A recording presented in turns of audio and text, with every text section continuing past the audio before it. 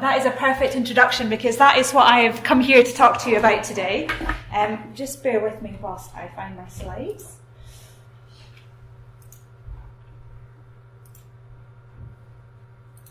Okay, so as Claire said, I'm from Bradford. I've lived in Bradford for the past 10 years. I absolutely love it there. For those of you who haven't been to Bradford, we're right in the middle of the country, nestled in the very green Yorkshire Dales. So Bradford has one of the fifth largest metropolitan districts in England, has a population of over 500,000 people.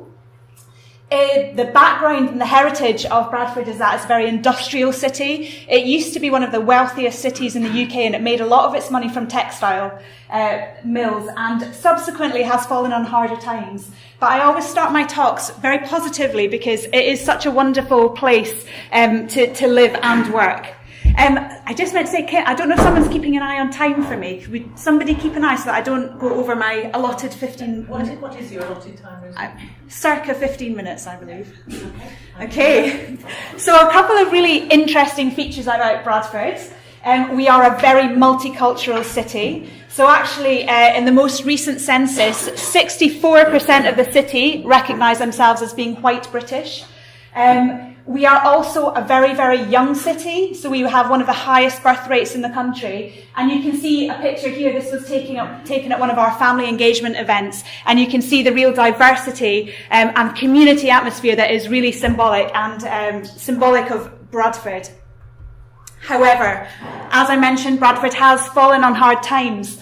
Bradford is one of the most deprived areas in the UK. Now, this is a map that some of you may be familiar with. This is the outline of the Bradford Metropolitan District, and this shows you levels of deprivation within the city. And the key thing to note is that over 40% of Bradford's population live in the most deprived quintile of the UK, according to national statistics. So over 40% are living in extreme areas of deprivation. And this is a problem because we know that deprivation is one of the key factors which influence health and well-being. Okay, so Bradford, if you look at health and well-being statistics, is routinely coming at the bottom of the leaderboard across indices such as child mortality, illness, cancers, cardiovascular disease. So Bradford has some really challenging issues that it needs to address for the health and well-being of its population. And this is a newspaper clipping from 10 years ago when the Born in Bradford research programme started. And this was where we were highlighted as having a child mortality red flag. So children dying in our city at levels high above the UK average. And at this point, a group of academics, health professionals and stakeholders within the city got together to say, what can we do about this? Something's not right here and we want to make a positive change. So, as Claire said, my name is Rosie McEachan, and I'm going to tell you about how the Born in Bradford study has tried to tackle those systemic issues within the city and turn the city into a really positive flagship role model for how you can integrate excellent research into practice. And the title of my talk is that it's really a journey. So it's how we have come from our roots as a cohort study to really making Bradford a city of research. So I'm not sure if you are familiar with what a birth cohort study is. A birth cohort study is a study which recruits families during pregnancy so that they can follow up the health and well-being of families over time. And we know that the first 1,000 days of a child's life are absolutely critical for later health and well-being, along with what happens when mums are pregnant. So birth cohort studies are very, very powerful tools to try and disentangle the influences of health and well-being. Now, Born in Bradford was set up with 4 key aims. The first was to get to grips with what was going on in Bradford, to try and describe patterns of ill health and the factors that cause some families to stay healthy and other families to fall ill. But we're not just an observational study. We want to use the information we find within Born in Bradford to make real changes. So our second aim is to see how we can use this information to develop new interventions and new approaches to promoting child health. Our third aim is to see how we can facilitate better translation of research into practice, because this can be a very, very long cycle. And our final aim was to build capacity within Bradford.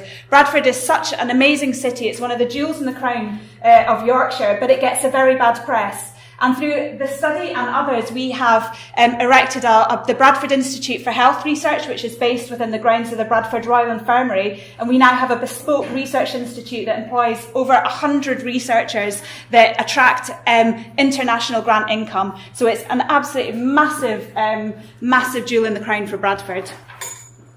So I love this picture. We have an artist in residence in Bradford called Ian Beasley, and many of the pictures you will see on my presentation are from Ian.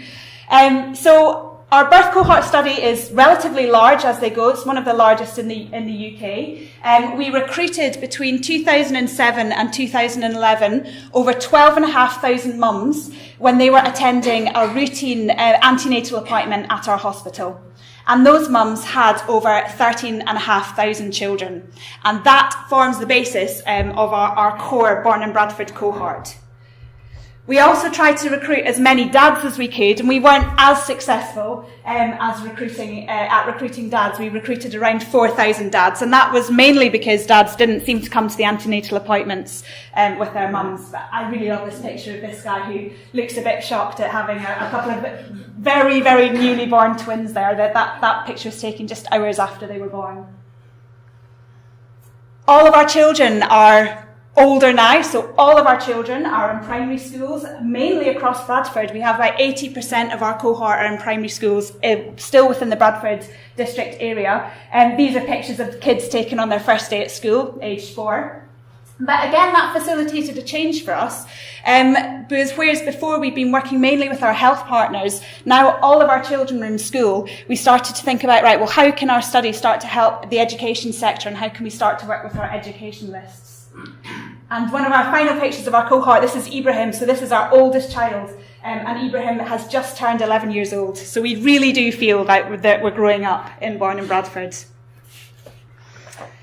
Now, one of the things that makes the Born in Bradford study really interesting is that we are based, as I mentioned earlier, within a multicultural city with a very high proportion of South Asian families living within the city.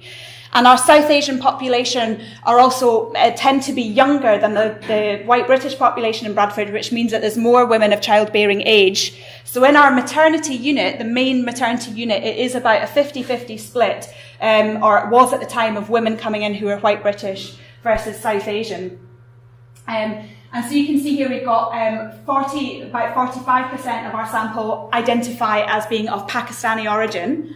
And of those families, over half were born in Pakistan and moved over to the UK. So what this allows us to do is to really look at the complex interplay between ethnicity and health, and allow us to try to disentangle how ethnicity might impact on some of our major health outcomes. And a rich data set is really, really important to do this. Now, we were set up on a bit of a wing and a prayer, was Born in Bradford. We were set up with a lot of enthusiasm and motivation and no core grant funding. So we had to figure out how to do things on the cheap, okay? This is an example. This is one of our children coming in for one of our sub-studies that was particularly focused on childhood obesity. But in the main, the very rich data set that we have on our families comprises from information that we collected during recruitment at baseline, so a very detailed questionnaire about health and well-being, biological samples, so we took blood from mums, we took cord blood after the children were born. And then for around about half of the sample, or around about 5,000, we've been able to follow them up more regularly, focusing on sub-studies for which we've had grant funding. So we've done a lot of work around childhood obesity, we've done a lot of work around allergies and infections. And we are in the very great position now of just secured prestigious funding from a couple of research councils to do a whole new sweep of the cohort.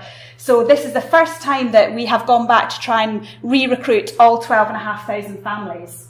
However, what has been our saving grace is that at the very, very start of the study, we asked our families if they would consent to us linking their routinely collected data. So this is data that's collected via the hospital, data that's collected via general practice, and when the children go to school, data that's collected via education. So what this has allowed us to do is to, with very little resource, take a step back, but still be able to identify what are the important health outcomes, and almost to, have information on our sample at any point of their life course trajectory. And our findings, I don't have time to go through all our findings, and I'm certainly not going to, but just to give you a couple of examples, we've looked at everything from acrylamide, which is a chemical that you get when you overcook things, you burn your toast, and we've linked that to low birth weight, to air pollution. We've had a very successful project which has been looking at the link between air quality and birth weight, and that was when we collaborated with our European partners, and that information went straight to the European Commission to look at what are levels of safe pollution within cities. We've done everything from green space, which is my own personal interest, so we've looked at how parks and green spaces, of which you've got loads around Cambridge, lead to less depression during pregnancy, higher birth weight, and better behaviour in children aged 4. Everything from that to gene knockouts, so look at state-of-the-art genomic medicine. I'm not going to go into these in any more detail. If you want to find out about all our findings, you can go on our website and there'll be a summary of all the key things. What I'm really passionate about, though, is what do we do with these findings? So can a research project like Born in Bradford change a city? So we have worked very, very hard over the 10 years of the project to link in with all of the stakeholders within the city to try and make the findings that are coming out of our study have a difference. So in the early stages, this meant that some of the findings, the epidemiological findings, were translated into interventions. So we developed a parenting intervention, which is delivered antenatally and postnatally, and that's aimed at reducing childhood obesity by targeting key parenting factors and healthy lifestyle factors. And that's now being rolled out across Bradford and other areas of Yorkshire. We developed a programme called Preschoolers in the Playground, which is all about utilising school environments to get parents dropping off their kids to get their younger toddlers being active as well. As our children have grown up into school, we've been doing lots of work with schools. So we've been looking at what happens if you give standing desks to school kids. Does it help improve their concentration, their memory? Does it improve their cardiovascular outcomes?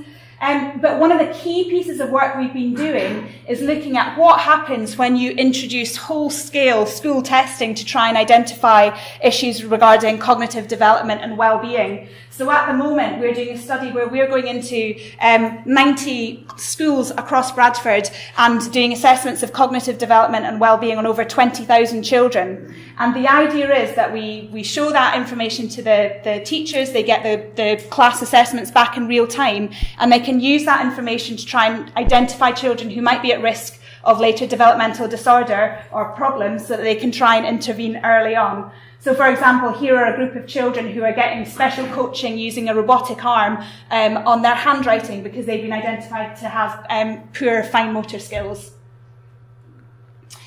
As time grew on, we started to get more ambitious.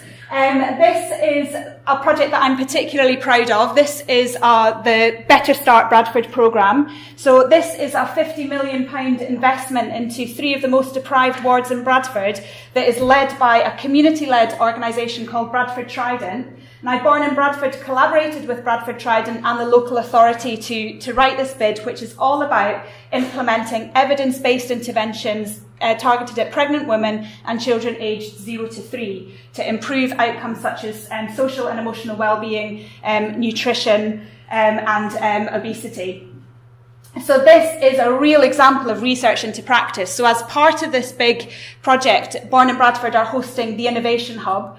So we monitor and evaluate all of the individual interventions, and we do this using really novel methods and techniques. So we have started our second birth cohort study within the city, as if one wasn't enough, called Born in Bradford's Better Start. Now, again, this recruits families within these 3 deprived areas of Bradford during pregnancy. It consents them to routine data linkage, and what we can do is use that as a test bed for randomisation of interventions, for tracking what happens when some families receive some services and some receive others. And this is a really novel and new way of trying to do efficient evaluation, because randomised controlled trials of these complex interventions are very, very expensive. So we're trying to show that this is possible so that other areas can start using similar methods. Then our second sort of guest, jewel in the crown, this was a pot of money from Sport England, who were looking at wanting to implement novel ways of increasing and promoting physical activity amongst young people. And obviously we had so much information on the barriers to physical activity and how active our Bradford families were based on our findings that we were able to, again, help to write this bid to attract this additional investment into the city. So this project has just started, and this is going to be looking at how we can harness the potential of communities and use active citizens and community engagement to develop and implement evidence-based interventions which are going to be targeting physical activity. And again, evaluation is going to be a really core component to this work. So the idea is that we can show that these approaches work so that they can be rolled out beyond Bradford.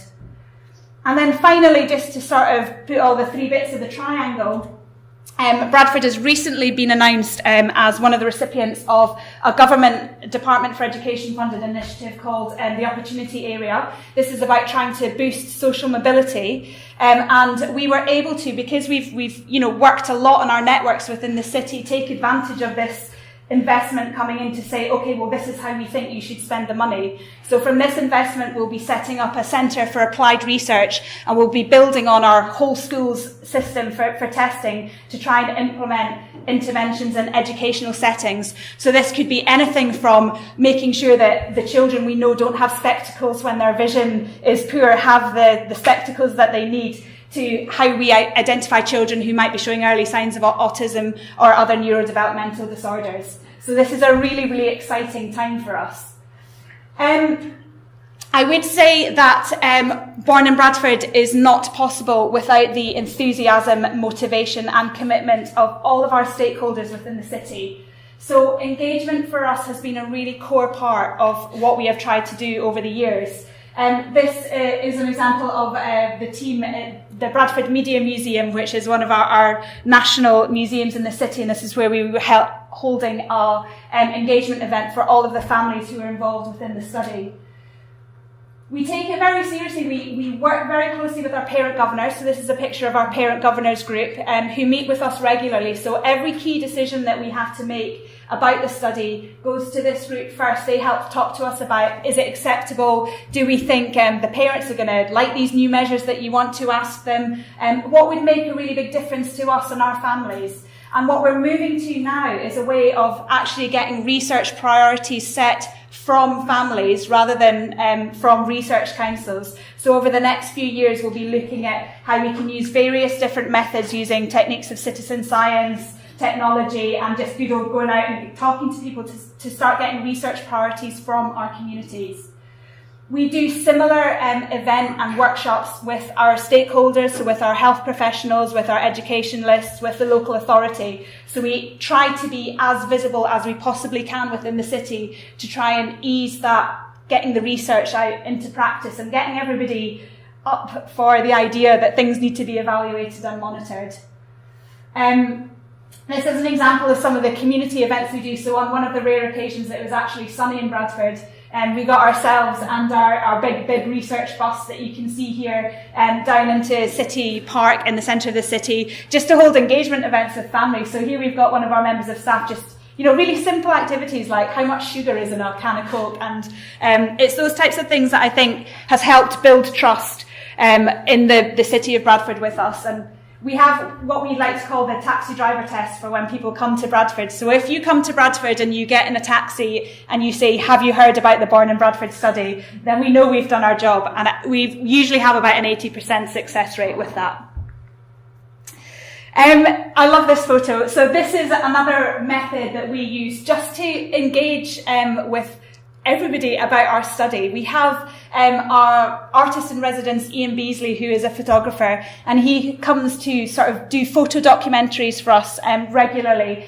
These are some of our twins, and we invite our twins every year to the Institute to get a photograph taken. And if this year's theme was superheroes, and if you go on our website, you can see some really lovely photos of those families growing up. And again, it just helps to make the project a little bit more human and a little bit more personal. I love this photo. This is Bradford. This just absolutely, for me, encapsulates Bradford. So we've got our two South Asian twins here, but they've got the Yorkshire typical flat caps on. I hope in that very short time that I've been talking about that, I've given you an example or a flavour of how we've tried to translate the science of a birth cohort study and the potential of a birth cohort study into something that can change a city. And I think, as the title of my talk alluded to, I think we are well on the way to making Bradford the UK's first city of research, and obviously a flat caps. So, everything I've talked about, all the findings you will be able to find on our website, and if you want to follow us, we have a Twitter account as well. I'm not sure if you want to take questions now, or if we're going to be... I think just for time reasons, I think we should probably go through all the talks and then keep Lovely. questions. So please keep the questions. Okay, thank you very much. Wonderful audience. Thank you.